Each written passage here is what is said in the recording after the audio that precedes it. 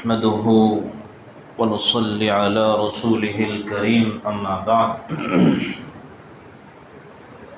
فأعوذ بالله من الشيطان الرجيم بسم الله الرحمن الرحيم وسارعوا إلى مغفرة من ربكم وجنة عرضها السماوات والأرض أعدت للمتقين الذين ينفقون في السراء والضراء والكاظمين الغيظ والعافين عن الناس والله يحب المحسنين. சங்கைக்குரிய அல்லாஹ்வின் நல்லடியார்களே, அல்லாஹ்வின் பேரருளால் ஏறத்தாழ 3.25 ஜுஸ்வுகளை ஓத கேட்டிருக்கின்றோம். அல்ஹம்துலில்லாஹ். ஓதப்பட்ட சூரத்து ஆல இம்ரான் சூராவிலே நிறைய செய்திகளை அல்லாஹ் சொல்கிறான். அதில் ஒரு இடத்திலே இறையச்சமுடையவர்களுடைய தன்மைகளை பற்றி அல்லாஹ் பேசுகிறான். அல்லாஹ் சொல்கிறான், வசாரிஉ இலா மக்ஃபிரத்தின் மின் ரப்பிக்கும், தன்னுடைய ரப்பின் மக்ஃபிரத்தின் பக்கம் விரைந்து செல்லுங்கள். குர்ஆனிலே எங்கெல்லாம் நன்மையான விஷயங்களை பற்றி பேசப்படுகிறதோ, மக்ஃபிரத்தை பற்றி, தௌபாவை பற்றி, அல்லாஹ்வை நெருங்குவதை பற்றி, அல்லாஹ் பயன்படுத்தக்கூடிய வார்த்தை விரைந்து செல்லுங்கள், முந்தி செல்லுங்கள், விரைவாக அதை செயல்படுத்துங்கள். வசாரிஉ வசாபிகு ஃபல்யதனாஃபஸில் முத்தனாஃபிஸூன், விரைவாக செய்யும்படி அல்லாஹ் சொல்கிறான். அதே நேரத்தில் பாவங்களை பற்றி அல்லாஹ் சொல்லும் பொழுது அல்லாஹ் சொல்லுவான், அனீபு, நீங்கள் திரும்பி வாருங்கள், அங்கே செல்லாதீர்கள். அனீபு, எம்மின் பக்கம் நீங்கள் திரும்பி வாருங்கள்.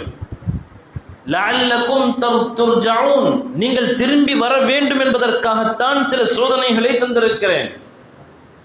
வலனுதீகன்னஹும் மினல் அஸாபில் அத்னா தூனல் அஸாபில் அக்பர் லஅல்லஹும் யர்ஜிஊன். சில சோதனைகளை உலகத்தில் தருகின்றோம் அல்லவா? தூனல் அஸாபில் அக்பர், கபருடைய அஸாபு மிகப்பெரியது, மஹ்ஷருடைய அஸாபு மிகப்பெரியது, நரகத்தினுடைய அஸாப் மிகப்பெரியது. அந்த பெரிய அஸாபிற்கு முன்னால் சின்ன சின்ன சோதனைகளை, சின்ன சின்ன அஸாபுகளை நாம் தருகின்றோம் அல்லவா? இது ஏன் தெரியுமா? இதை அப்படியே அந்த நேரத்தில் நாம் கவலைப்பட்டு கடந்து செல்வதற்காக அல்ல. லஅல்லஹும் யர்ஜிஊன், நீங்கள் அங்கு செல்லாமல் திரும்பி வர வேண்டும் என்பதற்காக. நன்மை விஷயத்தில் அல்லாஹ் விரைவாக சொல்கின்றான். பாவமான காரியங்கள், அல்லாஹ்விற்கும் ரசூலுக்கும் மாற்றமான காரியங்கள் வரும் பொழுது நீங்கள் அங்கே செல்லாதீர்கள், ரப்பின் பக்கம் திரும்புங்கள் என்பதாக அல்லாஹ் சொல்கிறான். அல்லாஹ் சொல்கிறான், நீங்கள் மக்ஃபிரத்தின் பக்கம் விரைந்து செல்லுங்கள். மக்ஃபிரத்து கிடைத்து விட்டால் அல்லாஹ் எப்படிப்பட்ட சுவர்க்கத்தை உங்களுக்கு தருவார் என்று சொன்னால், அர்துஹா கஅர்திஸ் ஸமாஇ வல் அர்த், அதனுடைய அகலம் வானம் பூமியை போன்றது. நம்முடைய பார்வைக்கு இதுதான் மிகப்பெரியது. ஆகவே இது உதாரணமாக சொல்லப்பட்டிருக்கிறது. இல்லை என்று சொன்னால் சுவர்க்கத்தினுடைய நிலைகள் ஸல்லல்லாஹு அலைஹி வஸல்லம் சொன்னார்கள், மா லா ஐனுன் ரஅத், எந்த கண்களும் கண்டிராத, வலா உதுனுன் சமிஅத், எந்த காதுகளும் கேட்டிராத, வலா ஹதர அலா கல்பி பஷர், எந்த மனிதனுடைய உள்ளத்திலும் உதித்திராத அளவிற்கு பிரம்மாண்டமான ஒரு சொர்க்கத்தை அல்லாஹ் தயார் செய்து வைத்திருக்கிறார். அல்லாஹ் சொல்கின்றான், இது யாருக்காக வைத்திருக்கின்றோம் என்று சொன்னால், உஇத்தத் லில் முத்தகீன், இறையச்சமுடையவர்களுக்காக நாம் இப்படிப்பட்ட மிகப்பெரிய சொர்க்கத்தை நாம் தயார் செய்து வைத்திருக்கிறோம். இறையச்சமுடையவர்கள் யார்? அடுத்து அல்லாஹ் சொல்கிறான், அல்லதீன யுன்ஃபிகூன் ஃபிஸ் ஸர்ரா வல் ضர்ரா, அவர்கள் ஏழ்மையிலும் செலவு செய்வார்கள், கஷ்டத்திலும் செலவு செய்வார்கள், செல்வ நிலையிலும் செலவு செய்வார்கள்.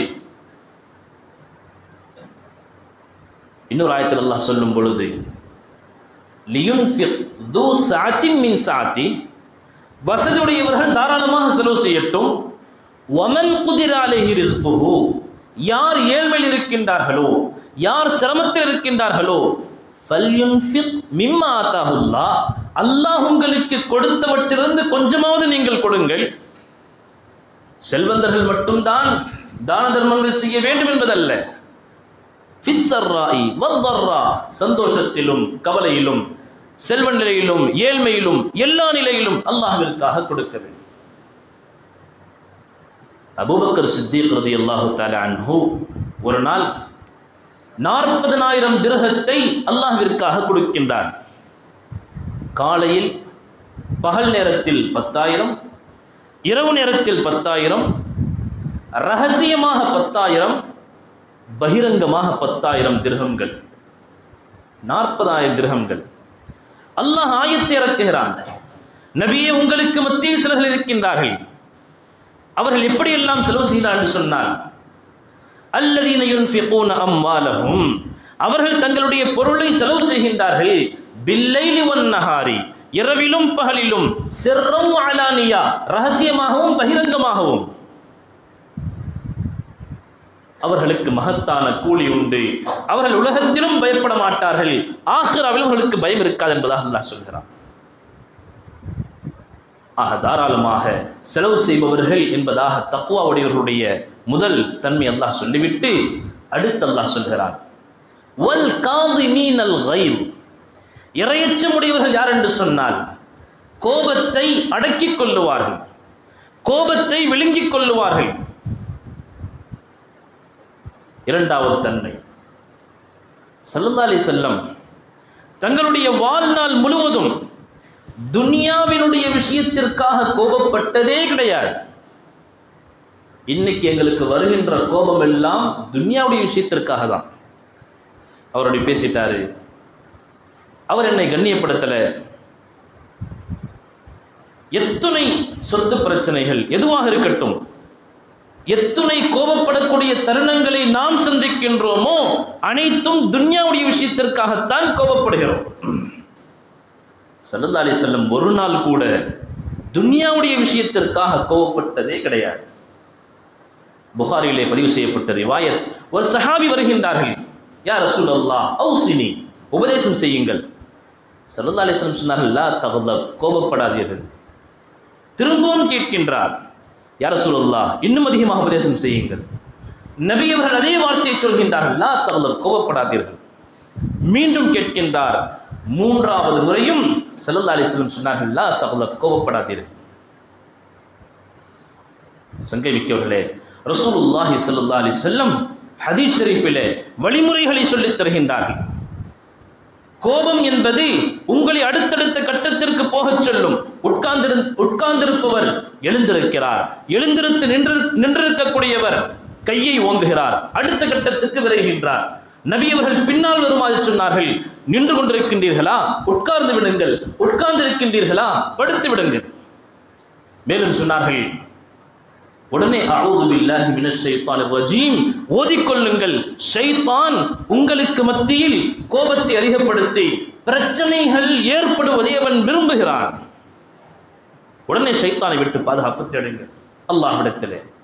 மேலும் சொன்னார்கள், கோபம் என்பது அது ஒரு நெருப்பை போன்றது. வுது, தண்ணீர் அது அணைத்து விடும், உடனே வுது செய்யுங்கள், கோபம் தனியும். நிலைகளை மாற்ற வேண்டும், நிலைகள் மாற வேண்டும். 1400 வருடங்களுக்கு முன்னால் ரசூலுல்லாஹி ஸல்லல்லாஹு அலைஹி வஸல்லம் எதை வலியுறுத்தி சொன்னார்களோ இன்று மருத்துவர்கள் சொல்கின்றார். ஒரு மனிதன் கோபப்படுகின்றான் என்று சொன்னால், கோபப்பட்டு அவனை தண்டிப்பதோ திட்டுவதோ அது அடுத்த விஷயம். இந்த கோபத்தினால் முதலில் இவனை தண்டித்துக் கொள்கிறான். கோபத்தினால் உடலில் ஏற்படக்கூடிய அந்த ஹார்மோனுடைய மாற்றங்கள், உடலில் ஏற்படக்கூடிய விஷயங்கள், கோபப்படக்கூடிய மனிதன் தன்னைத்தானே அவன் தண்டித்துக் கொள்கின்றான், தன்னைத்தானே நோய்க்குள்ளாக்குகின்றான். மருத்துவர்கள் சொல்கின்றார்கள், ஒரு பெண்மணி கை குழந்தையை கொண்டு வருகின்றார். மௌத்தாகிவிட்டது, கை குழந்தை மௌத்தாகிவிட்டது. விரைந்து வருகின்றார், என்ன ஆனது என்று தெரியவில்லை. மருத்துவர் விசாரிக்கின்றார், நடந்த விஷயங்கள் எல்லாம் விசாரிக்கின்றார். அந்த அம்மா சொன்னார்கள், இப்பொழுதுதான் குழந்தைக்கு பால் கொடுத்தேன், பால் குடித்து விட்டு அந்த பிள்ளை மௌத்தாகிவிட்டது. மருத்துவர் சொன்னார், அதற்கு முன்னால் என்ன நடந்தது? வீட்டில் கடுமையான பிரச்சனை, சண்டை. பரிசோதித்து விட்டு சொன்னார், இந்த பிள்ளை விஷம் கொடுக்கப்பட்டு மௌத்தானதை போன்று எங்களுடைய ரிசல்ட் காண்பிக்கிறது. ஆக நீங்கள் கோபத்தினுடைய உச்சகட்டத்திற்கு சென்றதற்கு பிறகு நீங்கள் கொடுத்த அந்த பால் அது விஷத்தன்மையுடையதாக மாறிவிட்டது. ஆகவே அந்த குழந்தை மௌத்தாகிவிட்டது என்பதாக மருத்துவர்கள் அந்த செய்தியை பதிவு செய்கின்றார்கள் கிதாபில். கோபம் என்பது அவ்வளவு மோசமானது. ஆகவே தான் ரசூலுல்லாஹி ஸல்லல்லாஹு அலைஹி வஸல்லம் பல கட்டங்களில் உபதேசம் செய்வார்கள், கோபப்படாதீர்கள். கோபம் என்பது பல பாவங்களுக்கு ஆணிவேர். இஹ்யா உலூமிலே இமாம் கஸாலி ரஹ்மத்துல்லாஹி எழுதுகின்றார்கள், கோபப்படுகின்ற மனிதன் ஏன் கோபப்படுகிறான்? அவனிடத்திலே பெருமை இருக்கின்றது, ஆக கோபப்படுகிறான். கோபப்படக்கூடிய மனிதன் அவன் புறம் பேசுவான். கோபப்படக்கூடிய மனிதனிடத்திலே பொறாமை இருக்கும். கோபப்படக்கூடிய மனிதன் அவன் அடுத்த கட்டம் பழி வாங்குவதற்காக அவன் எதை வேண்டுமானாலும் செய்யலாம். எத்தனையோ பாவங்களுடைய பட்டியல்கள் நீளுகிறது. கோபம் என்பது பல பாவங்களுக்கு ஆணிவேர். கோபப்படக்கூடிய மனிதன் அவனுடைய கோபத்தினால் குடும்பங்கள் பிரிகின்றது, 2 குடும்பங்கள் சின்ன பின்னமாகின்றது. நான் உன்னை பார்க்க மாட்டேன், எந்த தேவையிலும் கலந்து கொள்ள மாட்டேன், என்னுடைய தீதாரை பார்க்க கூடாது. ஏன் ஏற்படுகிறது? கோபத்தினால் வரக்கூடிய வார்த்தையின் காரணமாக. சங்கைமிக்கவர்களே, ரசூலுல்லாஹி ஸல்லல்லாஹு அலைஹி வஸல்லம் சொன்னார்கள், லைஸ ஷதீது பிஸ்ஸுர்ஆ. பலசாலி யார் தெரியுமா? மற்றவனை வீழ்த்துபவன் பலசாலி அல்ல. வலக்கின்ன ஷதீது லைஸ ஷதீது பிஸ்ஸுர்ஆ வலக்கின்ன ஸுர்ஆ. உண்மையான பலசாலி யார் என்று சொன்னால், கோபம் வரும் பொழுது தன்னை கட்டுப்படுத்துபவர். கோபத்தை கட்டுப்படுத்த முடியவில்லை என்று சொன்னால் அந்த உடல் பலவீனமான உடல், அந்த உள்ளம் பலவீனமான உள்ளம். பலவீனமானவர்கள் தான் கோபப்படுவார்கள். ஹதீஸினுடைய பார்வையிலே ஒரு மனிதர் கோபப்படுகின்றார் என்று சொன்னால் அவரிடத்திலே பலவீனம் இருக்கிறது, அவருடைய உள்ளத்திலும் உடலிலும் பலவீனம் இருக்கிறது. பலவீனத்தின் காரணமாகத்தான் அவர் கோபத்தை காண்பிக்கின்றார். உள்ளம் பலமாக இருக்குமே என்று சொன்னால் அந்த நிலையை அவர் சமாளிப்பார். அவருக்கு சமாளிக்க தெரிய வேண்டும். அல்லாஹ் சொல்கிறான், வல் காதிமீனல் கைல். தக்வா உடையவர்கள் படமாட்டார்கள். அன்பான முறையில், மஹப்பத்தான முறையில் எதை எப்படி சரி செய்ய வேண்டுமோ அதை சரி செய்வது தான் ஒரு முஃமினுடைய பண்பு. அபூபக்கர் ரலியல்லாஹு தஆலா அன்ஹு அவர்களை ஒரு மனிதன் திட்டுகிறான். ஸல்லல்லாஹு அலைஹி வஸல்லம் பக்கத்தில் உட்கார்ந்து இருக்கிறார்கள். நபி ஸல்லல்லாஹு அலைஹி வஸல்லம் புன்முறுவலோடு பார்த்து கொண்டே இருக்கிறார்கள். அவன் திட்டிக் கொண்டே இருக்கிறான். அபூபக்கர் ரலியல்லாஹு தஆலா அமௌனமாக இருக்கிறார்கள். ஒரு கட்டத்தில் அபூபக்கர் ரலியல்லாஹு தஆலா அன்ஹு அவர்களும் ஒரு சில வார்த்தையை பேச ஆரம்பித்தார்கள். ரசூலுல்லாஹி ஸல்லல்லாஹு அலைஹி வஸல்லம் எழுந்து செல்ல ஆரம்பித்து விட்டார். உடனே அபூபக்கர் ரலியல்லாஹு தஆலா அன்ஹு பின்னால் சென்றார்கள். யா ரசூலல்லாஹ் ஸல்லல்லாஹு அலைஹி வஸல்லம், இவ்வளவு நேரம் அவன் என்னை திட்டிக் கொண்டிருந்தான், நான் மௌனமாக இருந்தேன், நீங்கள் உட்கார்ந்து பார்த்து கொண்டிருந்தீர்கள். நான் பேச ஆரம்பித்தவுடன் நீங்கள் ஏன் சென்று விட்டீர்கள் யா ரசூலல்லாஹ்? ஸல்லல்லாஹு அலைஹி வஸல்லம் சொன்னார்கள், அபூபக்கரே, எதுவரையிலும் நீங்கள் மௌனமாக இருந்தீர்களோ உங்களின் சார்பாக ஒரு மலக்கு வாதாடி கொண்டிருந்தார். ஒரு மலக்கு அவன் சொல்லக்கூடிய அனைத்து சாபங்களுக்கும் அனைத்து விஷயங்களுக்கும் பதில் சொல்லிக் கொண்டிருந்தார். நீங்கள் எப்பொழுது வாயை திறந்தீர்களோ அந்த மலக்கு சென்று விட்டார். மலக்கு சென்ற பொழுது நானும் அந்த இடத்தில் இருப்பது நல்லதல்ல என்பதாக நான் விழுந்து விட்டேன் என்பதாக ஸல்லல்லாஹு அலைஹி வஸல்லம் சொல்கின்றார். சங்கைமிக்கவர்களே, இரண்டாவது தன்மை கோபத்தை அடக்குவது. இது முத்தகீன்கள், தக்வா உடையவருடைய தன்மை. மூன்றாவது அல்லாஹ் சொல்கின்றான், வல் ஆஃபீன அனின் நாஸ். அவர்கள் மக்களை மன்னிப்பார்கள், மக்களுடைய விஷயங்களை மன்னிப்பார்கள், மன்னிக்கக்கூடிய தன்மை இருக்கும். அல்லாஹ் குர்ஆனில் கேட்கின்றான், அலா துஹிப்பூன் அன் யக்ஃபிரல்லாஹு லகும். நீங்கள் மன்னிப்பதற்கு யோசிக்கின்றீர்களே, அல்லாஹ் உங்களை மன்னிப்பதை நீங்கள் விரும்பவில்லையா? மன்னிப்பது ரசூல் ஸல்லல்லாஹு அலைஹி வஸல்லம் ஆக உயர்ந்த தன்மை. மன்னித்து விடுவார்கள். ஏதாவது குறைகள் முன்னால் ஏற்பட்டால் குடும்பத்தார்களோ மற்றவர்களோ அல்லாஹ்விற்காக மன்னிப்பது இது ஸல்லல்லாஹு அலைஹி வஸல்லம் உடைய ஆக உயர்ந்த பண்பு. வல் ஆஃபீன அனின் நாஸ், மக்களை மன்னிப்பார்கள். வல்லாஹு யுஹிப்புல் முஹ்ஸினீன், இது போன்ற நல்ல காரியங்கள் செய்யக்கூடியவர்களை அல்லாஹ் விரும்புகிறான் என்பதாக அல்லாஹ் சொல்கின்றான். ஹுசைன் ரலியல்லாஹு தஆலா அன்ஹு அவருடைய சம்பவம் தஃப்சீரில் பதிவு செய்யப்பட்டிருக்கிறது. ஒரு அடிமை தண்ணீரை ஊற்றிக் கொண்டிருக்கிறார் உது செய்வதற்காக. உது செய்வதற்காக ஹுசைன் ரலியல்லாஹு தஆலா அன்ஹு அவர்களுடைய உது செய்யும் பொழுது கை தவறி அந்த லோட்டா கீழே விழுகின்றது. ஜுப்பாவில் தண்ணி ஊற்றி விடுகிறது. இயல்பு திடீரென்று கோபம் வருவது, லேசாக முகம் மாறியது. உடனே அவர் இந்த ஆயத்தை ஓதினார். வல் காதிமீனல் கைலா, தக்வாவுடையவர்கள் கோபத்தை அடக்கிக் கொள்ளுவார்கள். சொன்னார்கள், நான் கோபத்தை அடக்கிக் கொண்டேன். உடனே அந்த அடிமை, அவரும் குர்ஆனில் தேர்ச்சி பெற்றவர், அவர் சொன்னார் வல் ஆஃபீன அனின் நாஸ், தக்வாவுடையவர்கள் மன்னித்து விடுவார்கள்.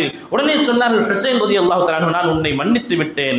அடுத்த அந்த ஆயத்துடைய வசனத்தை ஓதுகின்றார். வல்லாஹு யுஹிப்புல் முஹ்ஸினீன், நல்ல காரியங்கள் செய்யக்கூடியவர்கள், உபகாரம் செய்யக்கூடியவர்களை அல்லாஹ் நேசிக்கிறான். உடனே சொன்னார்கள், உன்னை நான் உரிமையிட்டு விட்டேன், நீ தாராளமாக நீ செல்லலாம் என்பதாக ஹுசைன் ரலியல்லாஹு தஆலா அன்ஹு அந்த அடிமை உரிமையிட்டதாக தஃப்சீரில் பதிவு செய்திருக்கின்றார்கள் மாரிஃபுல் குர்ஆனில். சங்கேவிக்கவர்களே, அது போன்ற ஒரு நல்ல தன்மைகள் எங்களிடத்தில் வர வேண்டும். குர்ஆன் ஓதப்படுவதும் குர்ஆன் நாங்கள் ஓதுவதும் அனைத்தும் ஒரு சடங்கிற்காக அல்ல. குர்ஆனுடைய செய்திகளை நாங்கள் உள்வாங்கி எங்களுடைய அமலில் கொண்டு வருவோம் என்று சொன்னால் அல்லாஹ் ஜல்ல சுப்ஹானஹு வ தஆலா எங்களுடைய வாழ்க்கை உலகத்திலும் ஆখিরাவிலும் அல்லாஹ் பிரகாசமாக ஆக்குவான். அல்லாஹ் ஜல்ல சுப்ஹானஹு வ தஆலா அப்படிப்பட்ட இந்த தன்மைகளோடு இருக்கக்கூடிய இறையச்சம் தக்வாவை நம் அனைவருக்கும் அல்லாஹ் நசீபாக்கி தந்தருள் புரிவானாக. ஆமீன். வ ஆகிரு தஅவானா அல்ஹம்துலில்லாஹி ரப்பில் ஆலமீன்.